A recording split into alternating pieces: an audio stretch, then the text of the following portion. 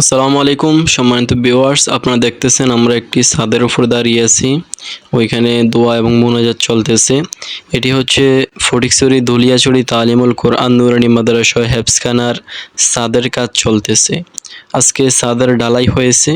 আমরা এখানে উপস্থিত ছিলাম এবং মাদ্রাসার কমিটি উপস্থিত ছিল এবং বিশিষ্ট দানবীর জাফর আহমদ উপস্থিত ছিল এবং এলাকার গণ্যমান্য মানুষ সবাই উপস্থিত ছিল।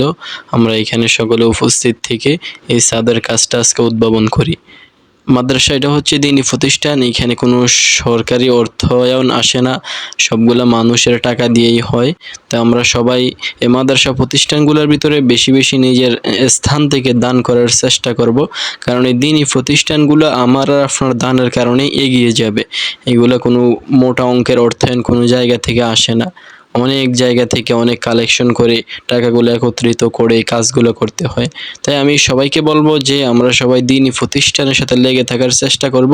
এই দ্বীনি প্রতিষ্ঠানগুলোতে সব সময় সাহায্য সহযোগিতা করার চেষ্টা করব এবং অর্থ দিয়ে, শ্রম দিয়ে, বুদ্ধি দিয়ে, যা কিছু প্রয়োজন সবগুলো দিয়ে আমরা এই দ্বীনি প্রতিষ্ঠানগুলোর সাহায্য করার চেষ্টা করব। ইনশাআল্লাহ আল্লাহ তাআলা আমাদেরকে তৌফিক দান করুক।